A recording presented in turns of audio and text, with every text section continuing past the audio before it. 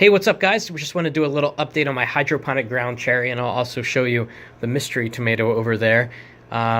We've got a little harvest to do, and I say a little harvest because, like I've said in previous videos showing you the ground cherry, once these little lanterns fall off and dry up, they're ready to eat. There's a little berry inside of each of these that tastes like tropical fruit, presumably, that start off green and turn yellow, and when they turn yellow, they are ready to eat. So look what I've got over here. Little lantern has dried up and has fallen to the ground. Let me steady the camera here. We'll open it up and try it out, see if it's any good. Okay, here we go. Okay, so we've got a greenish berry here. Pretty good size, actually. Oh, dropped it to the ground. I'm going to give it a taste, see what it tastes like. Hopefully it's edible. Okay. Wow.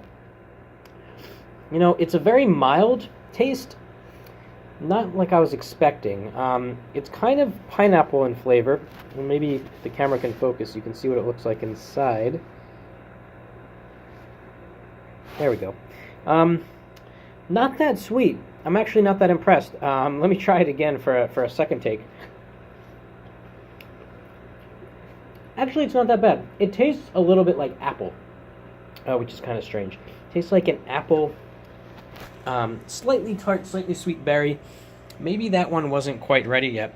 Well, I've got a lot more ground cherries to try. This plant is still an absolute monster, and I've done a lot of pruning, actually, to make it smaller, and also to make it consume less water, because I'm thinking if this had a smaller footprint, that it wouldn't be so thirsty, and also requiring so many nutrients.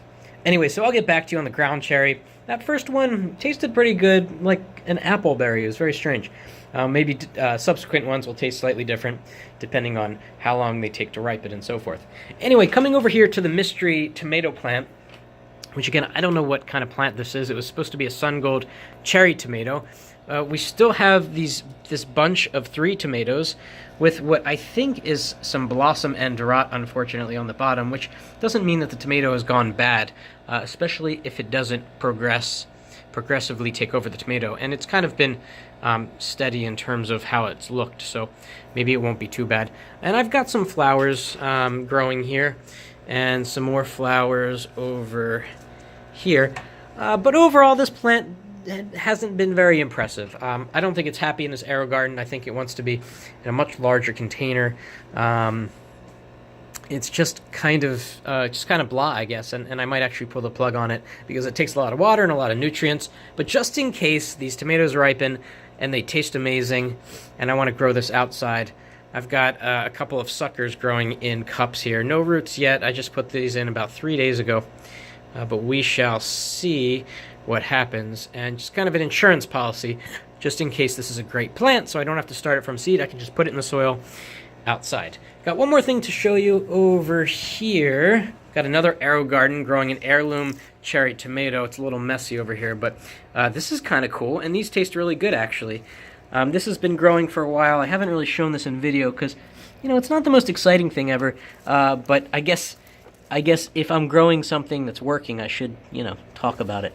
And this is working, and these tomatoes are actually really good. It's just whatever comes with the arrow garden. It's just, they're not that sweet, slightly sweet, and they have just a really nice tomato-y flavor, if you're into that kind of thing. So that was an update on the ground cherry. Super exciting. I can see a lot of these other pods around the back starting to dry up so that they'll fall off, and I can start eating some berries. And hopefully they taste a little bit better than that first one.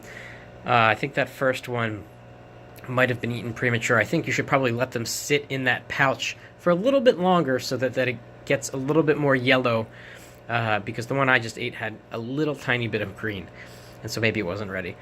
Anyway, subscribe to my channel for a lot more videos on my hydroponic grows, and a lot of stuff's happening outdoors now with my regular soil garden. Thanks for watching. See you later.